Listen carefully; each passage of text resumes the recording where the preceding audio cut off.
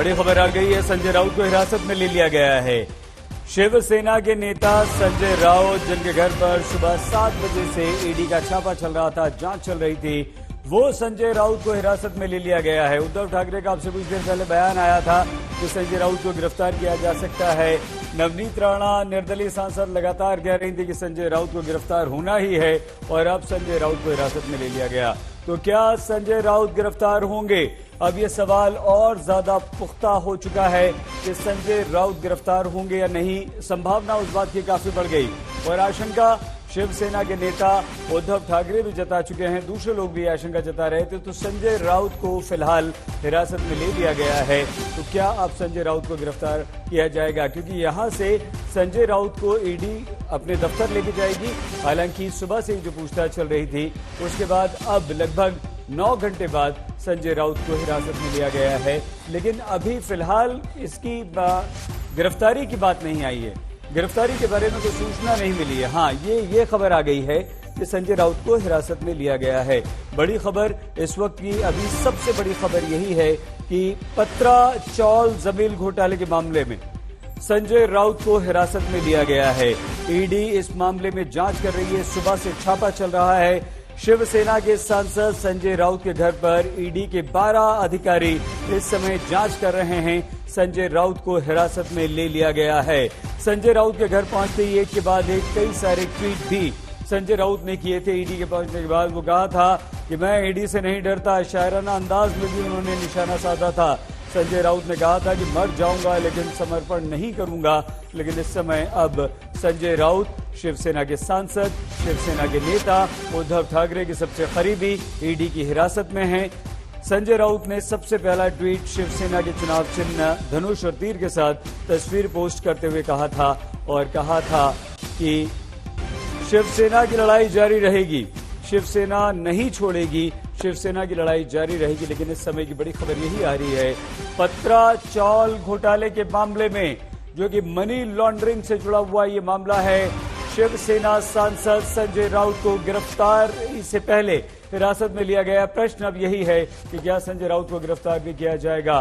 तो ईडी के 12 अधिकारी जो लगातार संजय राउत के घर पर छानबीन कर रहे थे, अब उन्हें गिरफ्तार करने की तरफ बढ़ता हुआ ईडी का ये कदम है। अभी संजय राउत को हिरासत में लिया गया। अब देखना यह है, इंतजार इस बात का है कि क्या संजय राउत को लेकर ईडी जो है वो अपने दफ्तर जाती है। सीधे संजय राउत के घर हम आपको लिए चलते हैं मुंबई। देव कोटक हमारे संवाददाता वहां पर मौजूद। देव, क्या कुछ चल रहा है? क्या संजय अभी घर में ही हैं या उन्हें ले जाया गया है?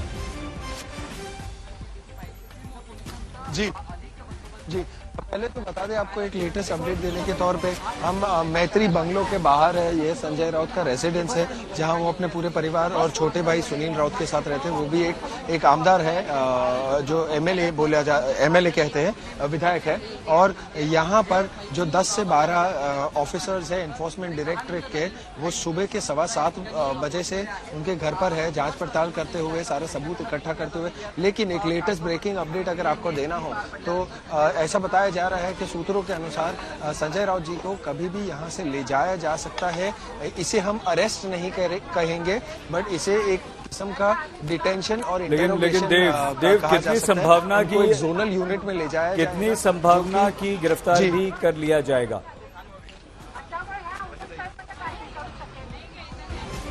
जी अभी तक जब तक उनके ऊपर लगे हुए जो सारे आरोप है वो पूरी तरह से सिद्ध नहीं हो जाते हैं, उसे एक अरेस्ट नहीं कहा जा सकता है। और एनफोर्समेंट डायरेक्टरेट भी अरेस्ट शब्द इस्तेमाल करने में वो लोग एक साफ तौर पर एक सावधानी बरत रहे हैं और कह रहे हैं कि इसे हम डिटेंशन कहेंगे।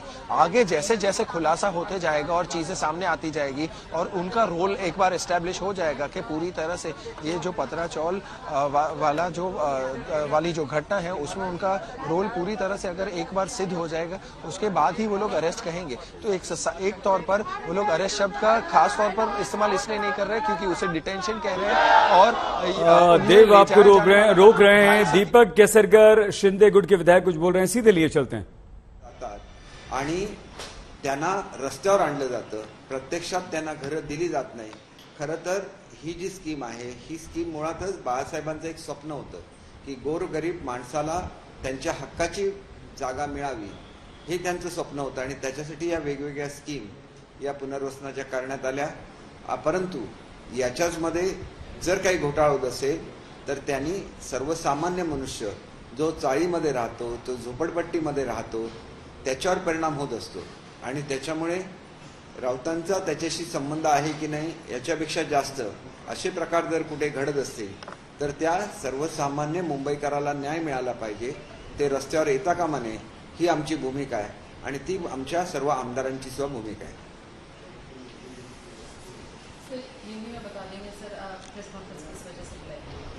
देखिए, एक इस तरह की गलतफहमी फैलाई जा रही है कि कल हमारे मुख्यमंत्री महोदय का दौरा हुआ था दिल्ली में और उसके बाद ये कार्रवाई हो रही है. तो उसके बाद बारे में मैं साफ तौर से कहना चाहता हूँ कि कल की उनकी जो मीटिंग थी, आपको मालूम है कि महाराष्ट्र में एक्सपांशन होने वाला है और इसके बारे में शिंदे साहब की और भाजपा के वरिष्ठ नेताओं की बैठक होना ये स्वाभाविक है और उसका संबंध इस आज के कार्रवाई से जो जुड़ा जा रहा है वो गलत है. अगर उन्होंने कुछ किया होगा तो ही उन पे कार्रवाई होगी, क्योंकि कोई सेंट्रल एजेंसी जब कार्रवाई करती है तो उसके लिए पूरे एविडेंस उनके पास होते हैं और उनको वो कोर्ट के सामने पेश भी करने पड़ते हैं. तो अगर उनके बारे में उनको ऐसा प्रूफ मिले तो ही ये कार्रवाई होगी और ये कार्रवाई आज नहीं चल रही है, बहुत दिनों से, कई महीनों से ये कार्रवाई चल रही है, उनकी पूछताछ हो रही है. और इसके बारे में हमारे एक जो एमएलए है उन्होंने भी एक निवेदन दिया था कि उनको आनंद हुआ है. तो ये हमारे 40 जो एमएलएज है उनका कहना नहीं, हमारे जो 50 एमएलएज है उनका कहना नहीं है. हमने कभी भी ऐसी मांग नहीं की थी कि संजय राउत जी पे कुछ कार्रवाई हो. हालांकि वो बहुत बुरी चीजें बोलते हैं, उनकी बोलने की भाषा बहुत ही इंडिसेंट है, लेकिन कभी भी हम लोग ऐसे नहीं चाहते हैं कि किसी पे पर्सनल कोई कार्रवाई हो. लेकिन अगर किसी ने कुछ गुनाह किया हो तो उसके बारे में कार्रवाई होना ये स्वाभाविक है और उनके खिलाफ कोई सबूत मिले तो ही ये कार्रवाई होगी. लेकिन दूसरी चीज मैं ये भी कहना चाहता हूँ कि आजकल मुंबई में बहुत सारी कार्रवाई इस वजह से चल रही है कि जो बाला साहब का सपना था, जिसमें झोपड़पट्टी वासी हो, कोई चाल वासी हो, उनको उनके नाम के, यानी उनके जिसमें उनकी ओनरशिप रहे, ऐसे मकान उन्हें मिल जाए और वो उनका खुद का सपना था. लेकिन आज ये हम लोग देख रहे हैं कि इन लोगों को बाहर निकाला जाता है, वहाँ पे बड़ी बड़ी इमारतें बन जाती है, लेकिन उनको खुद का घर नहीं मिल रहा है. और अगर ऐसे मामले में सेंट्रल एजेंसी या स्टेट एजेंसी कुछ एक्शन लेती है तो वो एक तरह से एक अच्छी चीज इसलिए है क्योंकि ये बाबा साहब का सपना था, ये उनके हक के घर है और वो उनको मिलने ही चाहिए. दादर में भी ऐसा हुआ था. वहाँ के जो हमारे एमएलए सरवणकर साहब वो बार बार उद्धव साहब को भी बोल रहे थे कि ये बिल्डर लोगों को संजय राउत को हिरासत में ले लिया गया. सीधे दिव्येश सिंह के पास लिए चलते हैं. दिव्येश, क्या चल रहा है इस समय वहां पर?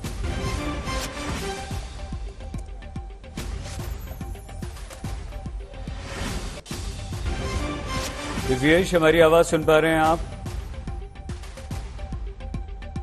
पत्राचाल घोटाले में संजय राउत को हिरासत में लिया गया है. 9 घंटे की इस छापेमारी के बाद, 9 घंटे की छानबीन के बाद, और ये कह सकते हैं कि 9 घंटे में बीच इसमें संजय राउत से ईडी के ऑफिसर्स ने पूछताछ भी की है, सवाल जवाब भी किए हैं. सूत्रों के हवाले से खबर ये आ रही थी कि संजय राउत उनसे सहयोग नहीं कर रहे हैं. वो कह रहे थे कि आप मेरे घर क्यों आए, मैं खुद आ जाता, ये ठीक नहीं है. लेकिन अब संजय राउत को हिरासत में ले लिया गया है. दिव्येश, क्या हमारी आवाज आप तक पहुंच पा रही है? जी सही, क्या चल रहा है बताइए. और क्या संजय राउत को यहां से हिरासत में लेने के बाद लेके ऑफिस जाया जाएगा, क्या होगा आगे, और गिरफ्तारी की संभावना कितनी बढ़ गई अब? जी, संभावना गिरफ्तारी की अब बहुत बढ़ चुकी है. आपको बता दें कि जो हमारे सूत्र है वो ये बता रहे हैं कि संजय राउत को ईडी के अफसरों ने डिटेन कर लिया है.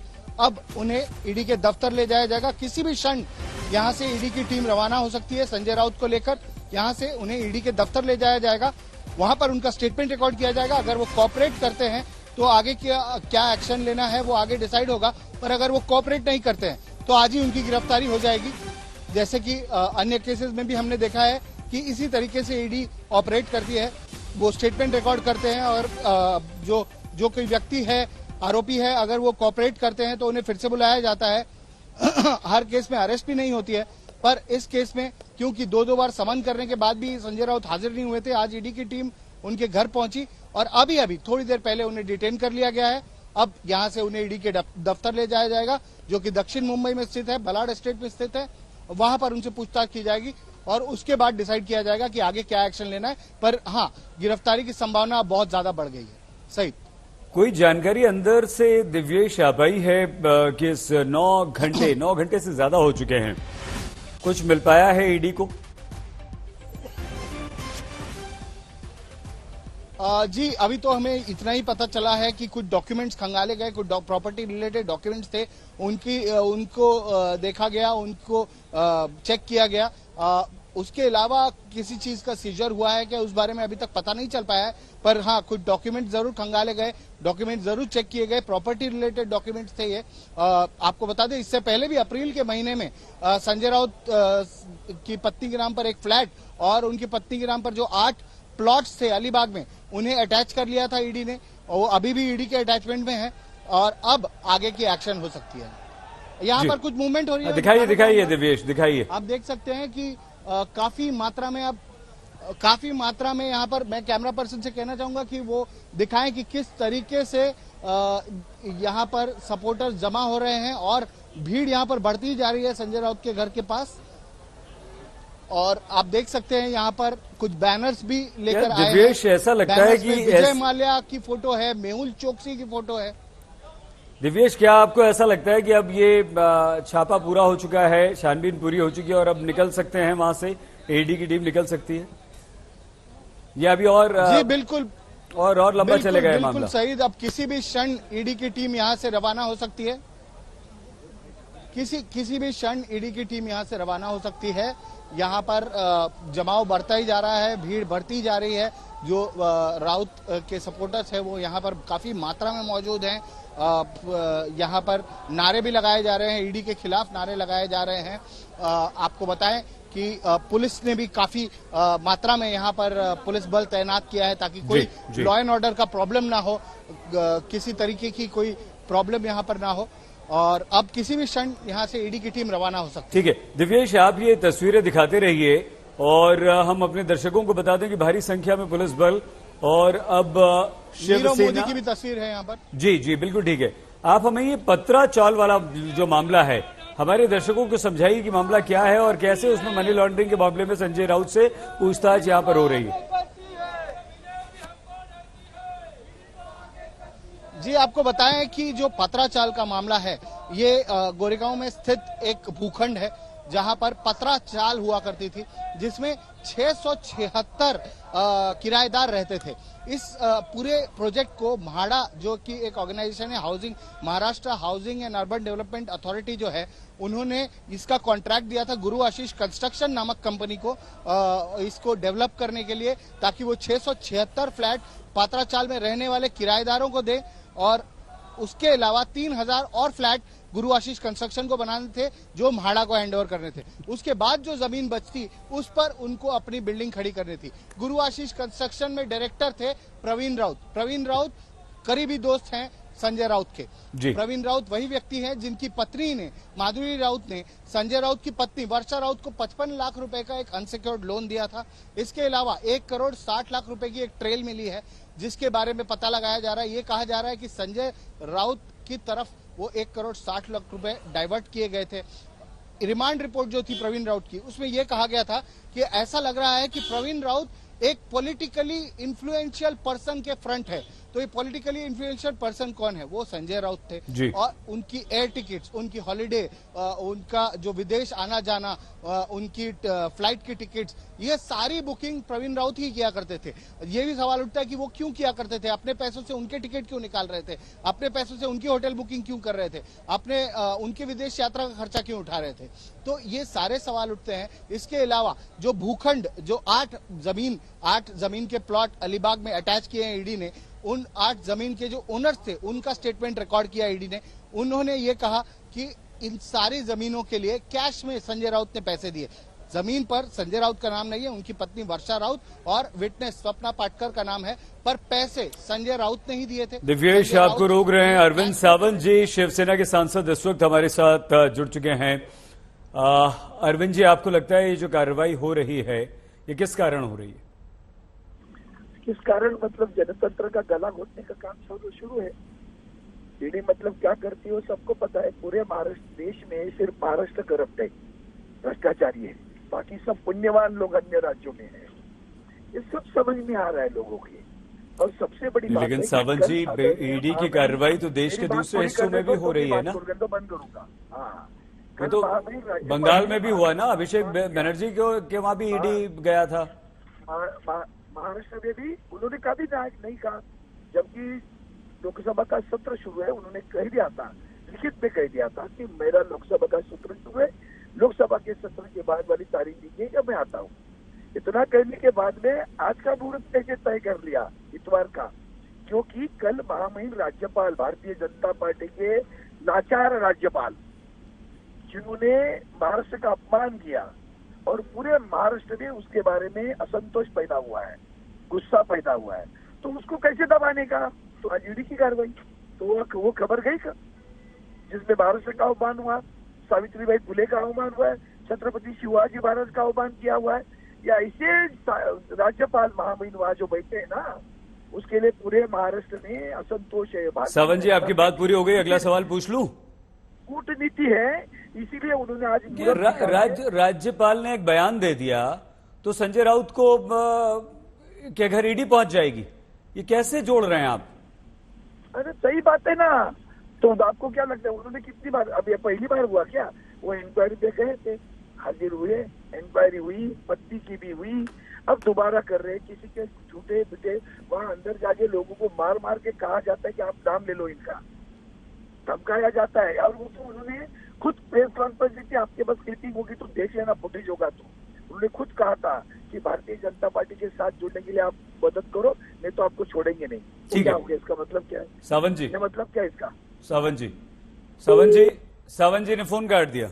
सावंत जी, सुन पा रहे हैं आप हमें? हम सिर्फ ये जानना चाहते थे कि संजय राउत के पास कई सारे फ्लैट्स और इतनी संपत्ति कहां से आई और पत्रा चौल के बारे में आपके क्या विचार हैं, लेकिन अपनी बात कहकर सीधे फोन कट कर दिया गया। यहां पर आपने देख लिया। दिव्येश, बताइए क्या चल रहा है वहां पर? जी, वही आपको बता रहे थे कि ईडी के जो अफसर हैं उन्होंने हिरासत में ले लिया है संजय राउत को, उनकी हिरासत में है। अभी उन्हें ले जाया जा रहा है ईडी के दफ्तर दक्षिण मुंबई में। इस वक्त हम संजय राउत के घर भांडुप में मौजूद हैं। 9 घंटे हो चुके हैं, ईडी की टीम यहाँ पर मौजूद है, संजय राउत के घर पर मौजूद है। कुछ प्रॉपर्टी के डॉक्यूमेंट्स खंगाले गए, संजय राउत से भी पूछताछ की गई, अलीबाग की जमीन के लिए जो पैसे दिए गए उस बारे में पूछताछ की गई। जो 1 करोड़ 60 लाख रुपए का ट्रेल मिला है प्रवीण राउत और संजय राउत के बीच, उसके बारे में पूछताछ की जा रही है। जो 55 लाख का लोन प्रवीण राउत की पत्नी माधुरी राउत ने, वर्षा राउत जो कि संजय राउत की पत्नी है, उन्हें दिया था, अनसिक्योर्ड लोन, सालों तक उसे रिटर्न नहीं किया गया। जब इन्वेस्टिगेशन शुरू हुई गुरु आशीष कंस्ट्रक्शन पर पात्राचाल मामले में, तब ये लोन रिटर्न किया गया। आपको बता दें कि थोड़ी ही देर में ईडी की टीम यहां से मुंबई के लिए रवाना होगी। संजय राउत को वो साथ लेकर जाएंगे, वहां पर उनसे पूछताछ की जाएगी, उनकी स्टेटमेंट रिकॉर्ड की जाएगी। अगर संजय राउत कोऑपरेट करते हैं तो आगे का क्या एक्शन लेना है वो अफसर डिसाइड करेंगे, पर अगर वो कोऑपरेट नहीं करते तो उन्हें आज ही अरेस्ट कर लिया जाएगा, आज ही गिरफ्तार कर लिया जाएगा। सही दिव्येश, ये जो पत्रा चौल का पूरा मामला आपने बताया, आपको लगता है कि यही कारण है कि संजय राउत पर ये ईडी की जांच चल रही है या कुछ और भी?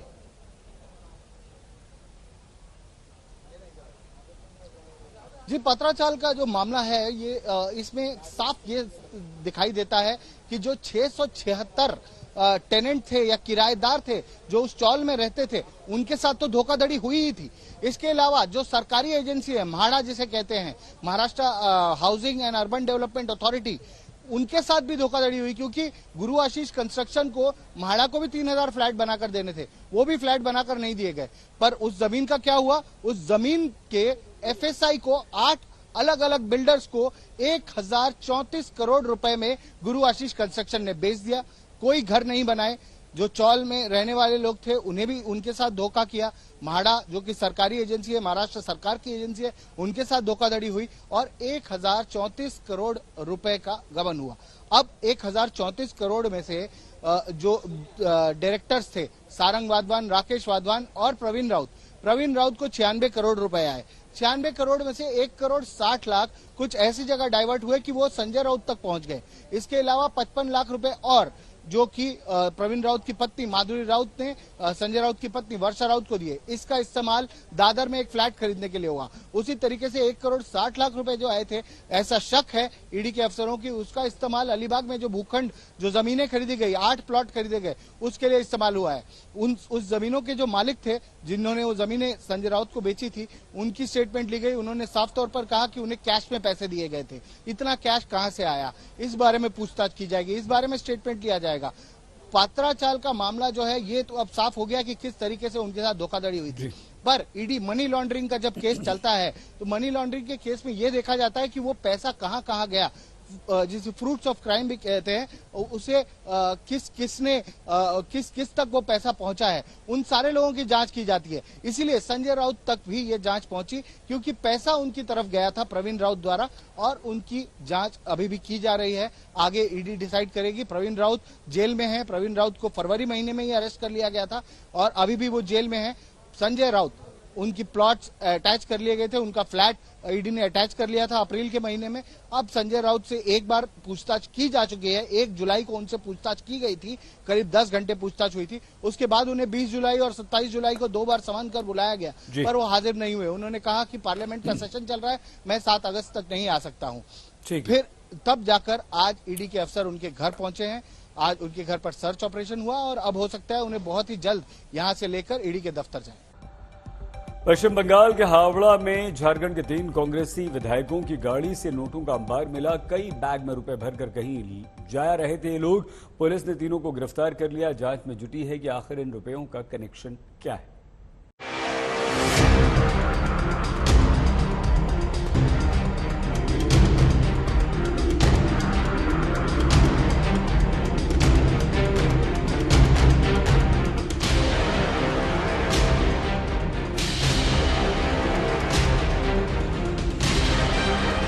एसयूवी गाड़ी में काले बैग, ब्लू बैग,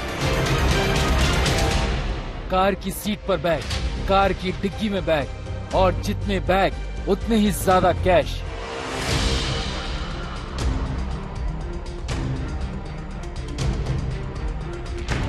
नोटों के बंडल सजा कर रखे गए तो हर कोई हैरान रह गया। इसे पकड़ने वाली हावड़ा पुलिस को भी यकीन नहीं हो रहा था कि इतनी बड़ी मात्रा में इस रकम की कहानी क्या है।